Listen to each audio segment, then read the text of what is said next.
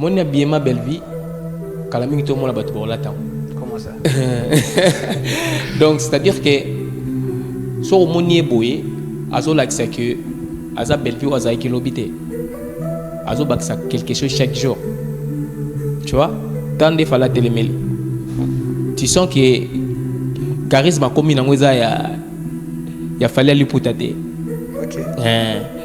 Donc c'est-à-dire que grand star il y a mboka na biso donc vous savez fali après pour boya belle pour ça la pembeni alors va pekete ya za mota ya ba cinéma Congo ngala on sala cinéma parce que je sentir que amour moko beba na posa ba mema Congo mulikolo bana za star na musique ya Congo déjà comment na ye ko sala film bongo na bi que zailo mo rabe bat bautala et puis na mona ki ndoko na biso moko ya bila production pe il peut a participer il peut déjà acteur mo bien à ça déjà la bella production la belle ya Belvi Kondi déjà incarne la parole na bien je suis sûr et certain que film est à bien et je suis sûr et certain que Belvi a ba conseil azo pesa yawa oyo ko sala ke cinéma na biso lobby et tout moi et puis je suis sûr que à Rosangi ça koyebi c'était que Fali bravo ça l'effort tout memeloko et tout moi certaines personnes je lis dans les commentaires le mise en haut rencontre moko normal et c'est une rencontre stratégique. Qu'est-ce que tu peux analyser? Vous savez lorsque les stars bakutani na ba cérémonie boye ils aura toujours ne logo moko bota marana simana après hasard ils aura raté très bien ils aura toujours ne logo moko bota marana simana lelo bato bazoloba ils aura motema mabe o bazoloba wana kezaka par hasard non Belvi azaki na makambo bila au sala akoyi kotika makambo inutilement pour kakaya non moi je pense déjà une bonne relation au moins na photo non donc c'est à dire que ce qui Belvi a proposé que ndeko nanga mobali nengo salaki kuna tout ça là yango po matcha culture na biso ya Congo je suis sûr et certain que fallait ça déjà plaît tu dois savoir oyana les kanisi ya bien d'être Belvi tout ça là pour nous soutenir bref au monique il fallait aller na makanisi Belvi yemoko déjà ben on sentit comment ozo pesa énergie pour na réussite ya film ouais voilà au monique Belvi yemoko au monique nenga ko soutenir film parce que tout ça na posa quand même to bimana ghetto parce que parmi ba africain au banda ko sala ba film biso tout ça par batali boso tout ça li ba théâtre badanga ba groupe njoyi papa wemba sali la vie est belle to kokozonga simate photo za la liboso alors to soutenir bande ko na biso oyo bazoya na likanisi ya kobimisa cinéma onakita.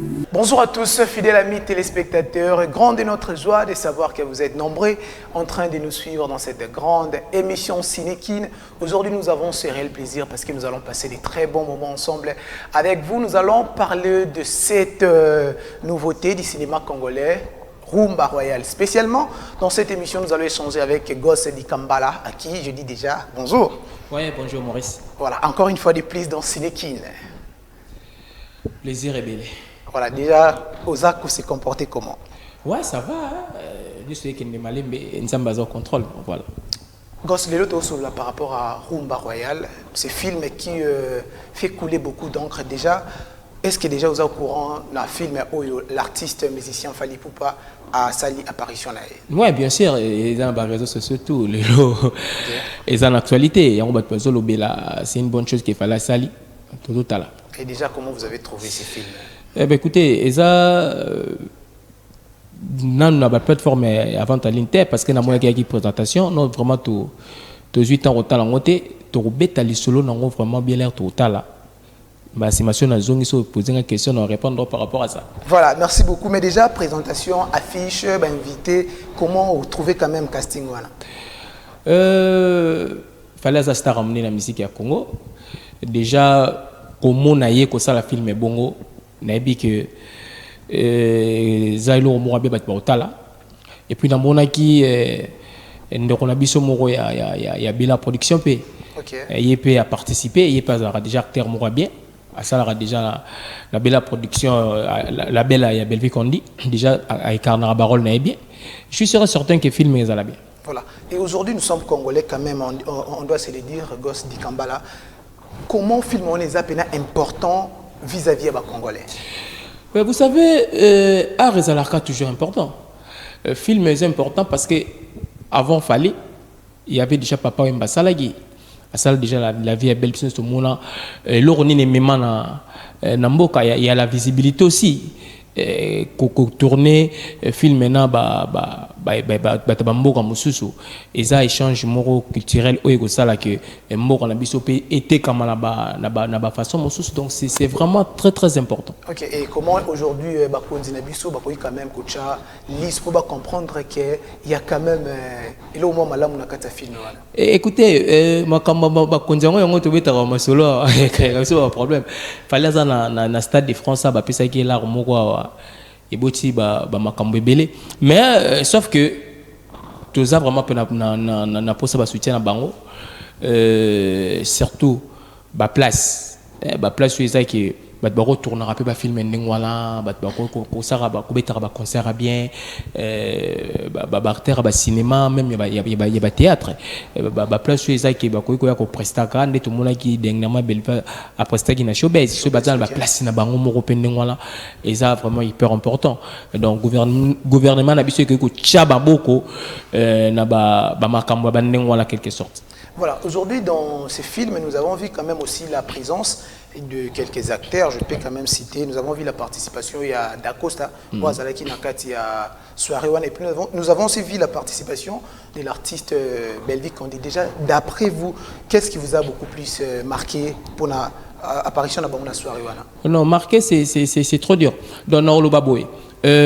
Apparition Belvic a déjà monté au Sara Cinéma. Okay. Et c'est chaque jour à Lingara Abakisa un plus. Okay. Je suis sûr que le col a fallu payer parce que le premier film était au Fala Sali. Dans mon équipe, il y a un film Moroboui, il y a un Minduki avant au total. Peut-être Belvic a un mécanicien qui a bongisa pour préparer le film. Peut-être à mon année, voilà, parce que c'est une dame où Azalara makambo bila sala ra cc sans que batu bayeba en silence ado sala bo surtout kaka bo eloko salami, mais je suis sûr que yakene ba makambo susu et sali pe ke akutiango et puis à profiter peut-être et puis à lukane nini ya ko solo là et ba mbala simande na ko sala.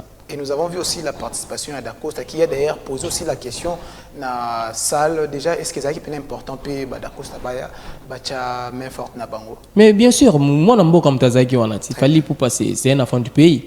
Et moi nambo comme Tazaki wana et puis bango baza mur na cinéma, ça musala bango basala. Fallait que Taza prendre azo kota, c'est un musicien sans stoyebi. Mais Belvi Dacosta bada batu oyo basalaka déjà cinéma toyebi bango. C'était vraiment important bazalawana. Très important. Okay. Très important pour soutenir ndekona bango artiste na bango aza congolais ndeti bango oyo basalaka musala moko sauf ka bango baza na cinéma ya za ka mingi na musique. Okay. Maintenant lokola embrasser carrière il y a cinéma, c'est important peut ba l'accepter bon ba directif mususu ou peut-être y pas aza ko ignorer, c'est vraiment important. Et nous avons aussi vu la participation de l'artiste Patrick déjà na tongo lelo tout cela guiné na PC ba félicitations. D'après vous, casting wana est mérité pena ou soit meilleur mo pe azala ki wana ou peut-être ba ignorer mais ba cheka Patrick? Non, écoutez, et là, Mimaki Waneza Moussala Naï. Savoir-faire Naï. Voilà, ils ont Moussala Naï parce que quand nous étions sur l'anneau, il y avait beaucoup de gens. Ils ont battu belé. C'est par rapport, il y a Moussala Salara, Patrick Noto, l'émission Awawa. C'est une personne qui incarnera déjà Barol Naï bien la belle production. Il y a un mouté kuna par rapport à Torlon Naï parce que casting ils alara Babengio Yope ou Miko échoué. Exactement, que ce soit bingo comme maman yo sali wana pe ko quitter ba ko pe ko changer. Donc bazala qui soumis na casting moko boy sali en sorte que ba prester na film wana. Bien sûr, ba sali na mindeleti. OK. Mindele bande tibiso te na sentiment kate ba sali na mindele, ils peuvent changer à tout moment. Donc casting bien calculé. Bien sûr. OK. Ba ko changer à tout moment, ba pesio boy simbité, ba pesio simbité puis scénariste a changé, ba réalisateur na bango bazala trop exigeant. De soit Monique lo qu'on a nengi azo lingelo pesa, izo pesa ngo bongote. Carrément on peut se mo konga changer mutu. Voilà, mais Ghost du Kambala, parlons un peu par rapport à l'ouverture, il y a cinéma congolais. Peut-on dire que film est zappé moyen, il y a côté image, il y a cinéma congolais? Mais si notre épisode a début, notre épisode a bi et côté kabiso na ba façon tout. Mais côté kabiso na ba façon nyonso parce que les films moko total ngo kana Congo te. Aujourd'hui lorsqu'on parle de la vie est belle total rango na ba TV ya ba pays mindele pe total. C'est-à-dire et même moi culture na biso na ndenge na ngambo cinéma na ndenge moko pe boy. C'est vrai que la belle vie peut bien na bango, mais la vie est belle aujourd'hui. Ceux qui basent bête basolo ba cinéma au Congo, ils ont raté na kati. Alors que basala yango juste cas ba congolais, ba quinois, tu vois. Mais au fallait autre ça là on a sala on a ba étranger. Il y a aussi du blanc là-bas. Oui, et là, il y a malamu, ba français, ba otala pona batuna bango, peut-être ba belge, ba otala pona batuna bango. C'est vraiment une bonne chose.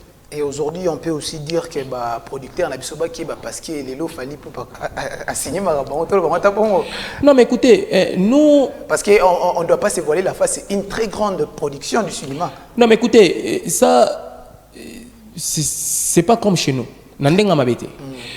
Biso, la maison de production, la maison de label, la maison de bella production, par exemple, dans le système, il y a une série télévisée. Okay. Hein? Mais wana ils cinéma long métrage. Tu vois? C'est différent, c'est vraiment différent. Et ba maison ba production là na ndenga mabete ba matériel bazanango na ba obs tout ça là. Il n'y a pas mal. Un autre comité, n'en bien. Voilà, merci beaucoup, mais quand même parlons un peu de ce que nos acteurs peuvent aussi améliorer. Partons car il y a film parce que l'obisi penza mokili. Ndingo tali quand même projection un film. Qu'est-ce que nos acteurs peuvent améliorer pour quand même beaucoup matin à moi niveau wana. Moi, je na même sujet. Une fois je suis passé chez vous ici, même que la langue est important. Pour na artère comédien na biso o ba mona rendeti cinéma na biso ko suka kana lingala. Tu vois, qu'on a fallu tourner en français. OK. Tu vois. Donc c'est à dire que bazana makambo ebele o il faut ba bongisa, ba apprendre. Ko apprendre si la raté, ko yekola. Et lo ko wana bango bazana ngote, lo bango ba zolinga ka ba même sur le système maboki. Non yaka nako sekisa, nako yaka ka nako imposer bango bakota langa bon. Or ba opportunité il y a Patrick Yola, je pense pas qu'à cause je vais filmer dans la lingala. Bah mon là qui est wapi. C'est quand on a cinéma Congo tu vois quand on a cinéma Congo on peut rater. Très bien. Quand on a langue kaka. Voilà, peut-on dire, c'était d'ailleurs ma question, peut-on dire que la langue aujourd'hui a une très grande influence? Daibisio nanenga osakanati. OK.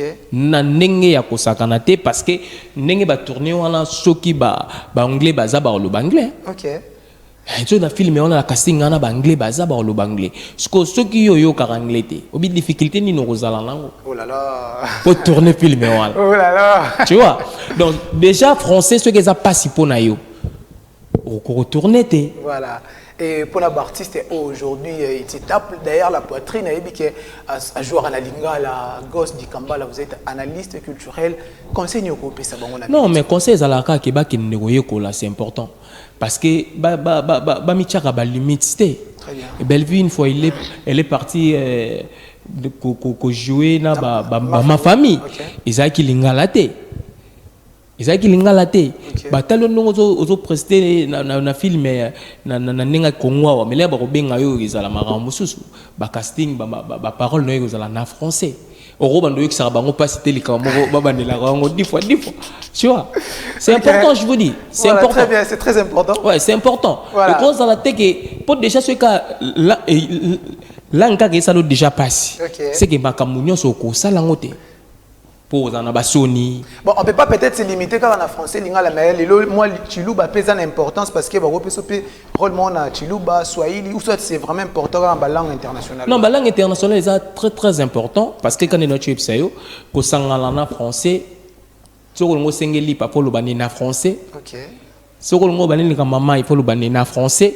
Donc c'est difficile que y a un chilouba parce que le réalisateur va avoir un problème mais belé. Ok, mais quand même aujourd'hui tu es quand même fier comme on a Patrick, comme on a Fali Poupa musicien, mais quand même il a très bien joué. Il y a aussi Nabosani Kombo acteur, moi jeune boué, Azapé congolais. Tu es quand même fier comme on a bon niveau. Très fier papa nangai ko les kanaba niveau wana ils a fierté Congo pour bateau ba yaki ko tourner wana ce sont pas des congolais barter ou ba prester wana bango nyo sont des baza ba congolais té mais au moins tant ba robeta li solo arolobaki na film oyo te joaki na ba congolais intel ba congolais intel ils a fierté pour na biso ata la raison na pays na pays natal na bango tant ba robeta li solo ako beta li solo ya ba congolais wala et ko pousser pe batu mususu o ba yebeki Congo te basanini ba RDC ça peut aussi amener des gens au ba ko ya pe ko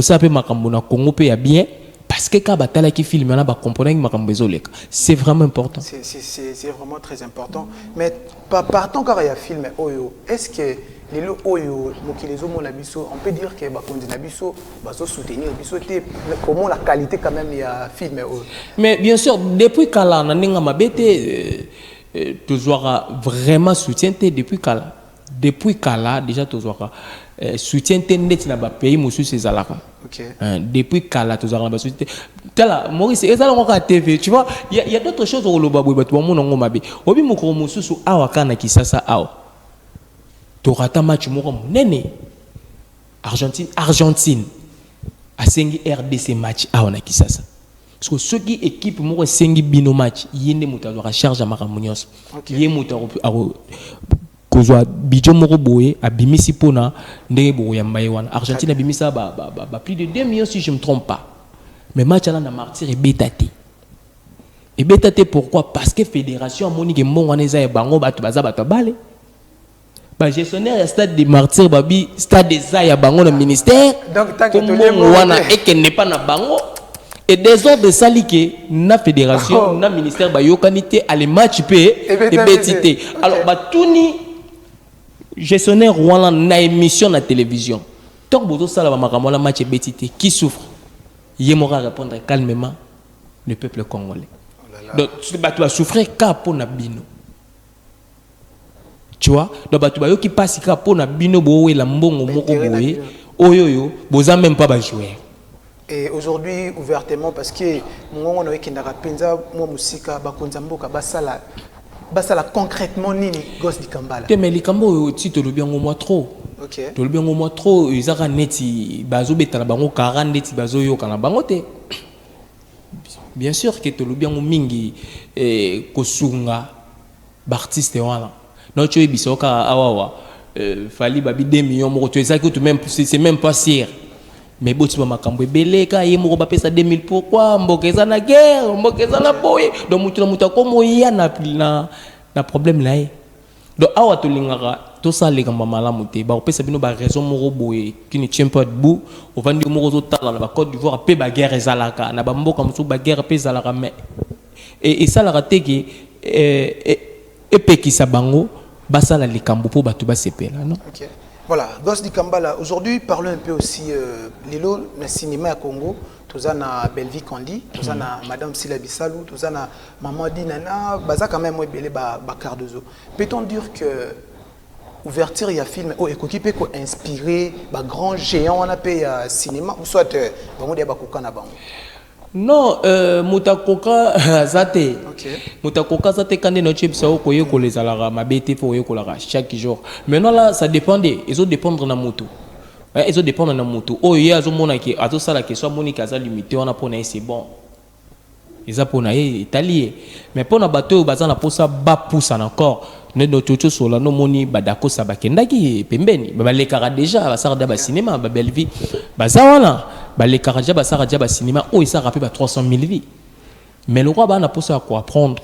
C'est pas pour rien parce que je suis sûr et certain qu'après ça, il va tirer quand même les sons. Voilà, il y a une caméra, il y a solo peut-être solo pour faire avancer le cinéma au Congo.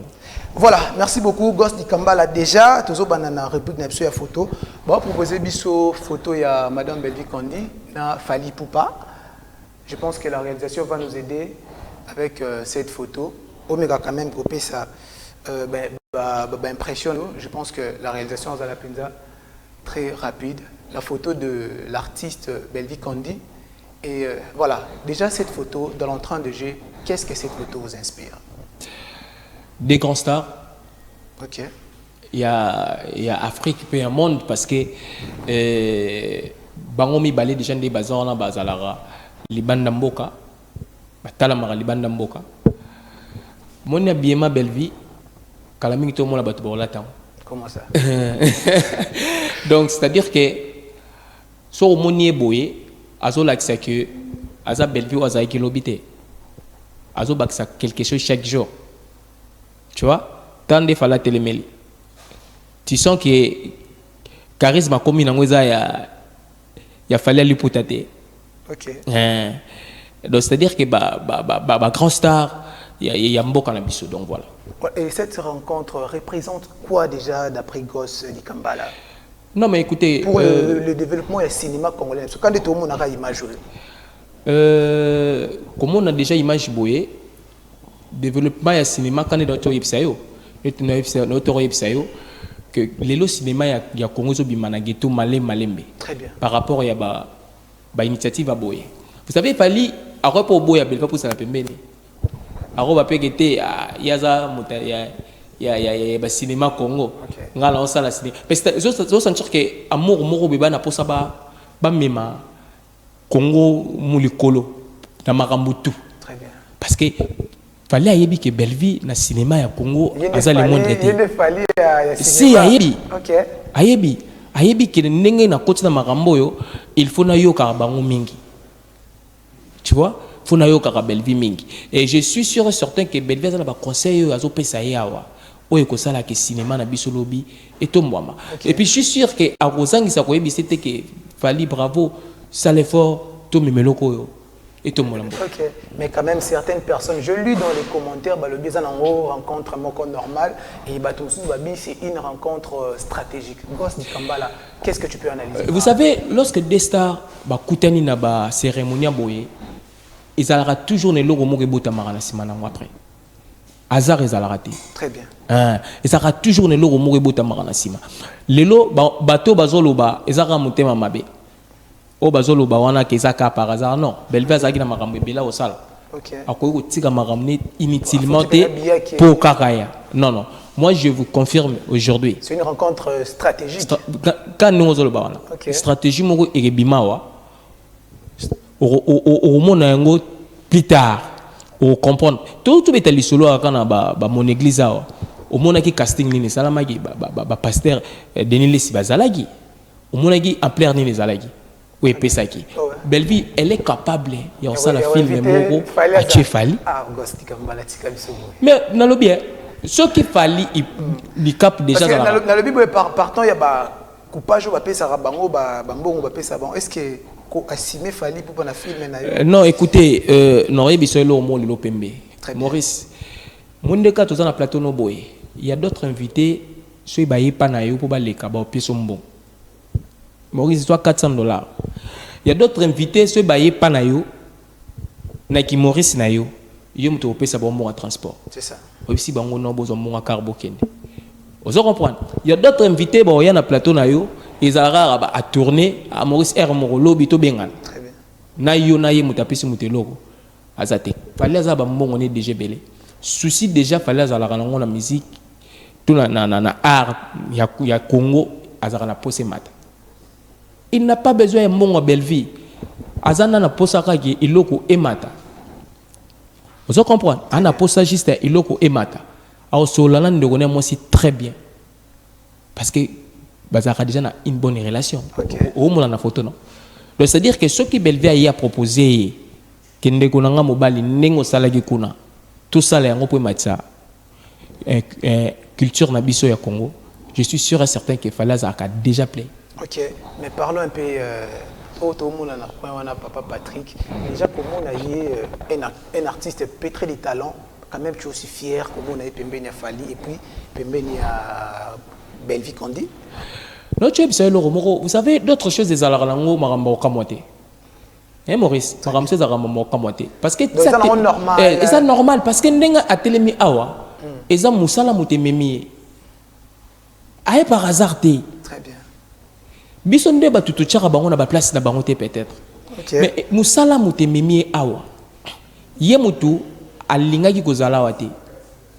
La connaissance à Zanango et l'idée Moutememi. Donc c'est normal. Si ba télémi awa, ezaka pona le Kumwa Congo. Ok, donc c'est les Congos qui gagnent. C'est les Congos qui gagnent. Ok. Donc il y a spécial pour na biso ba Congolais comme monaki, ba na mboka ba tombo la drapeau ya Congo. Ah oui, ça na Congo té, na France. Ok. Et na Belgique, hein. La France ou Belgique le moi ba bongo.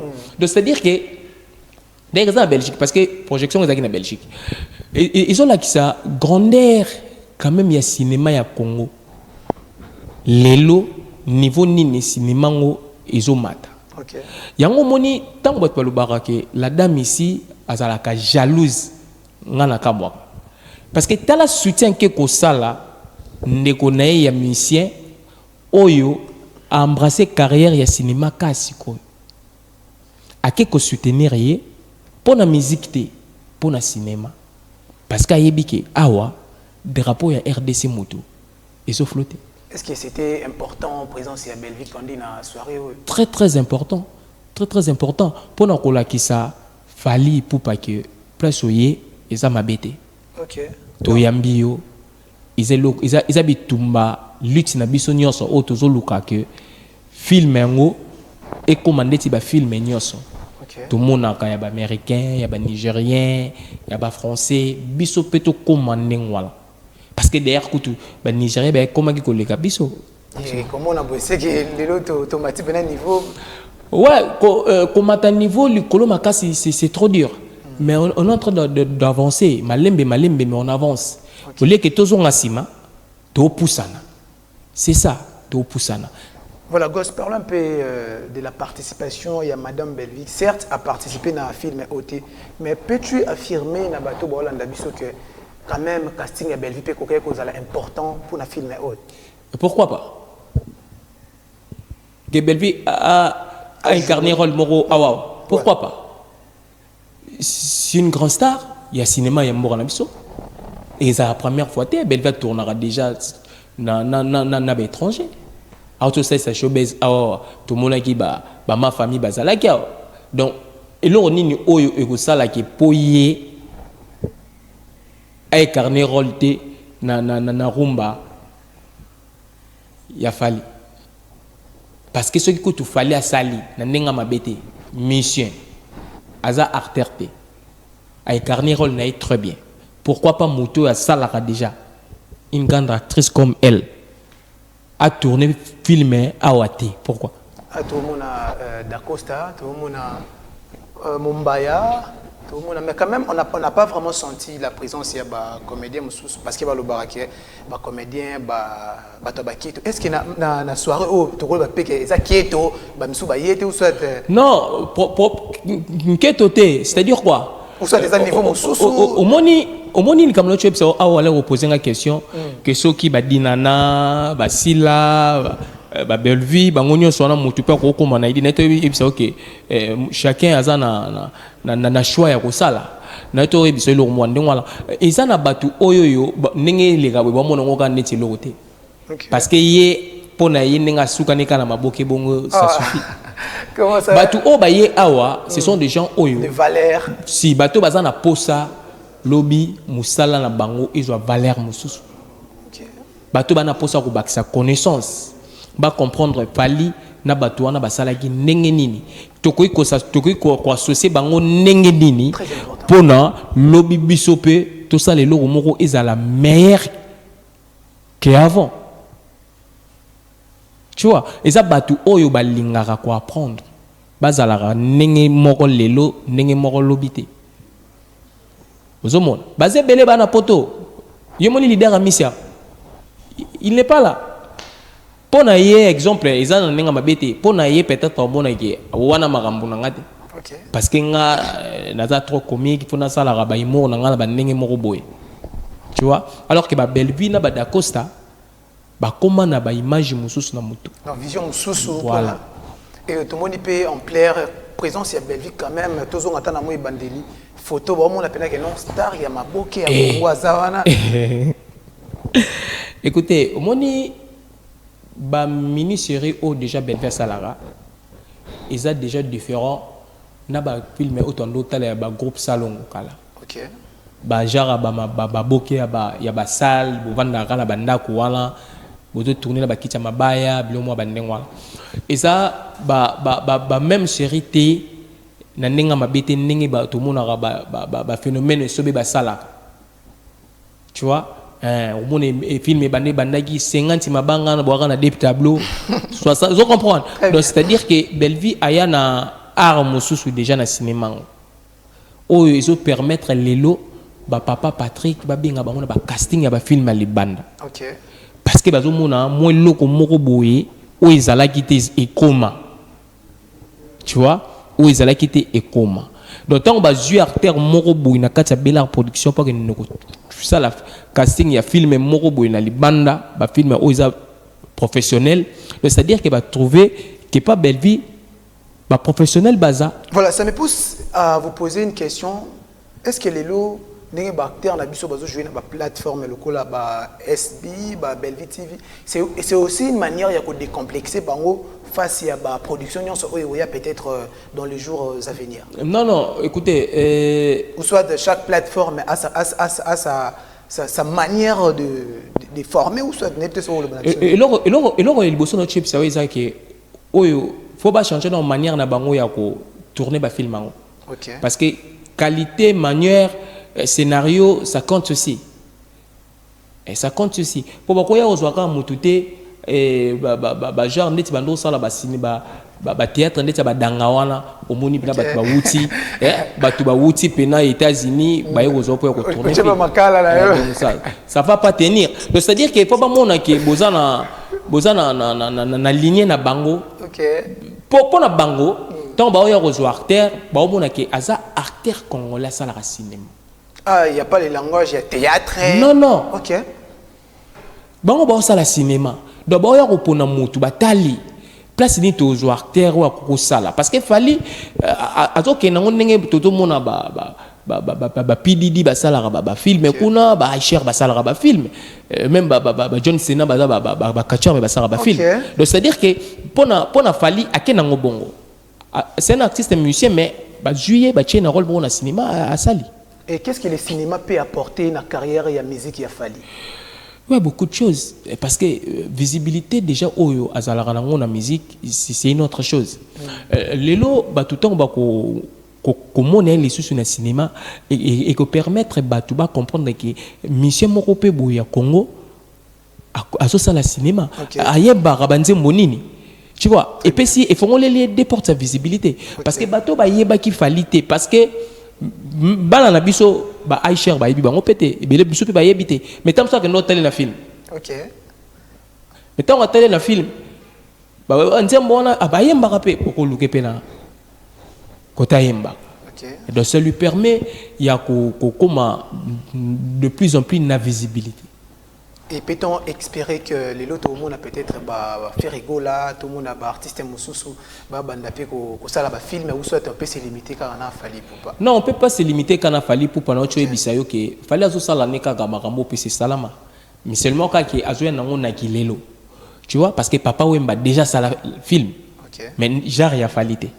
Fallait à sala film na ba étranger, né notre bisayo na kilelo à français. Moutounion so ayoka français ayoka très bien, tu vois. Ba musicien peut ba ko sala oui mais quand notre yebisayo na munoko nini la genre nini tout ça. Non mais faire rigoler le bar français. Je ne disconviens pas. OK. Na boité. Et puis quand notre chacun a le choix. Moutounion a le choix. Il y a ko luka ko sala expérience. Il y a l'eau comme boy oyo lingi komeka ba to kanga motute. OK. Seulement quand qui kocha basonité osé. OK. C'est ça. La section mo muké Nathalie na commenté en mo balobi kala mingi te tozi la papa avait na SB. Non mais ils ont m'abêté. OK. Ils ont m'abêté. Vous savez aujourd'hui ceux qui Toujours linga vraiment que to pousse ça ba film en avant. Bah soutien ba faire rigolo ils appellent ma bête. Yo bi ceux qui fait lelo à tourner na SB. Obi combien de gola ba talent. Ouais. Pas faux. Obi combien de gola ba talent. Pas faux. Donc c'est-à-dire que même yé mon conféré film et on a pe et que ça la pe que cinéma américain peut bien pour tourner. OK. Seulement quand on est dans le sayo que ceux qui bossent là bien. Bossent là ndeti ba professionnel. Tout ça là quand ndeti ma bokia ba dangati. Yango kan des problèmes. Voilà, merci beaucoup Goss di Kambala. Lilo oyo to bandana Patrick Azolanda yo na minutes oyo film oyo ko za diffuser mokili mobimane ba bazo mona na ba image.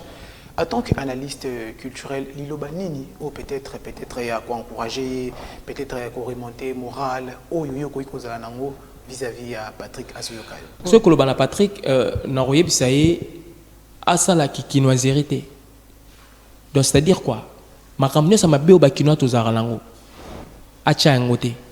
Alo baté que bon, le quoi na tourné film nga na komi likolo.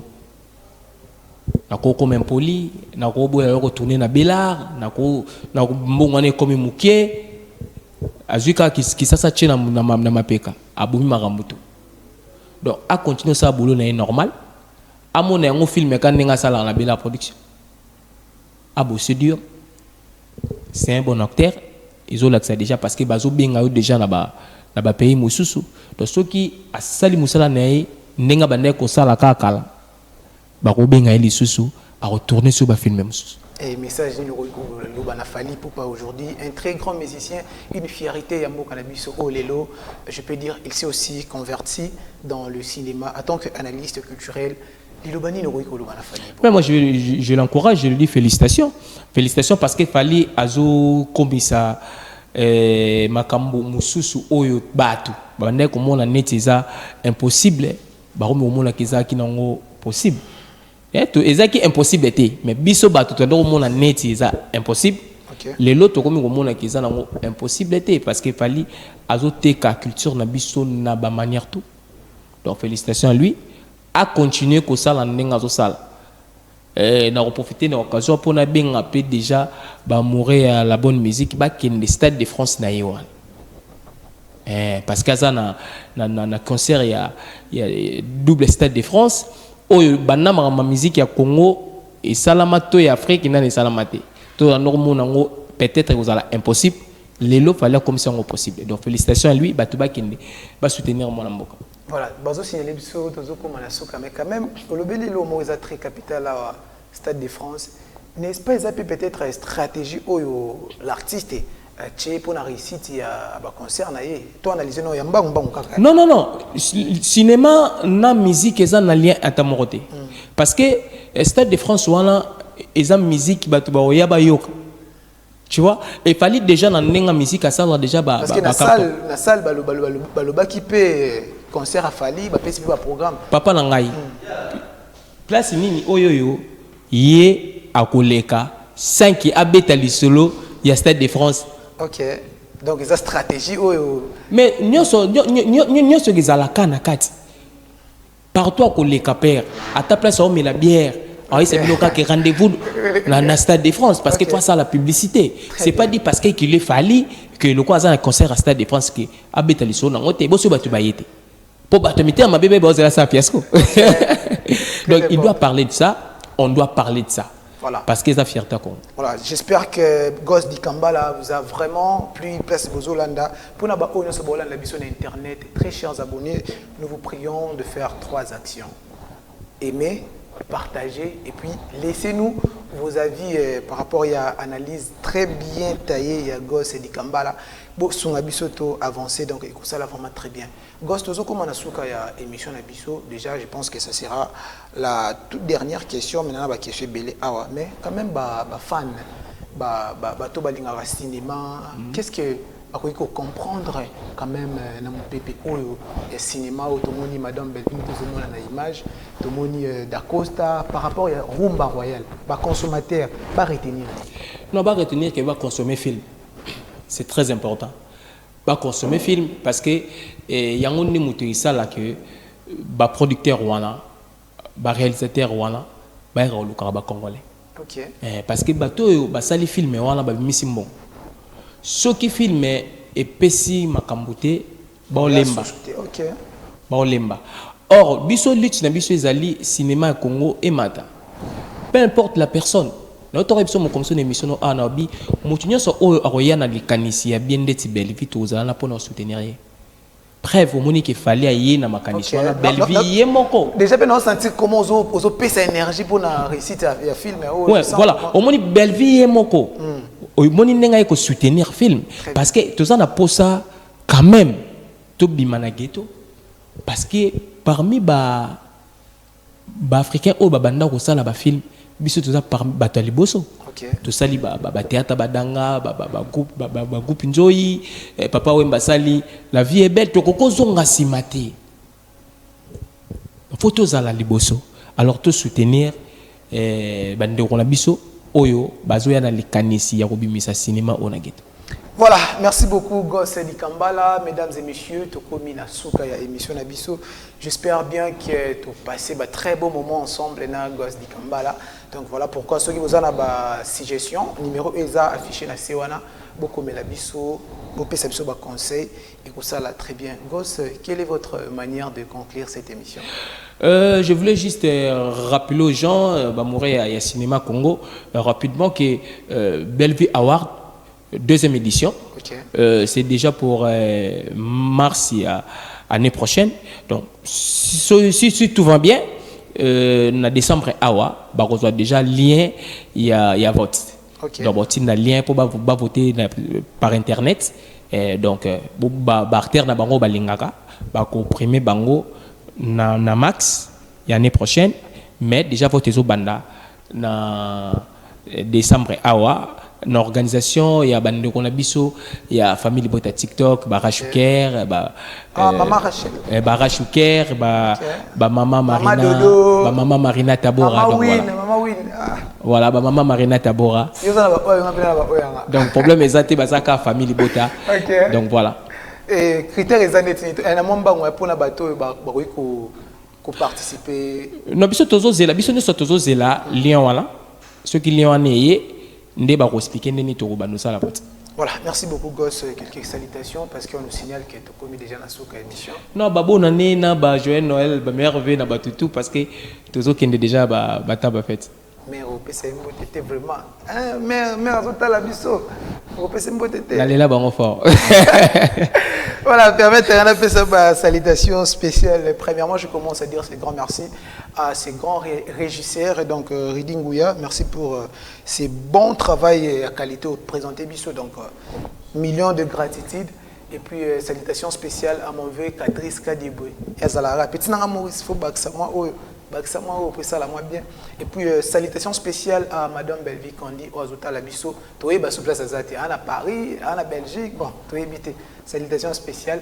Et puis je salue maman Marlène depuis Paris. Donc merci pour l'union sur ça la pour Maurice. Je salue Pasteur Dival. Merci. Je salue Papa Dodo. Je salue tous ceux qui aiment Maurice Mouchid, Davina, Chloé. Génie Lopos, vous êtes tellement belé Bolingara Maurice Mouchid. Si Jésus-Christ ne revient pas, vous et moi, on se retrouve au prochain numéro. Quant à moi, je vous dis hasta luego, hasta pronto. Merci.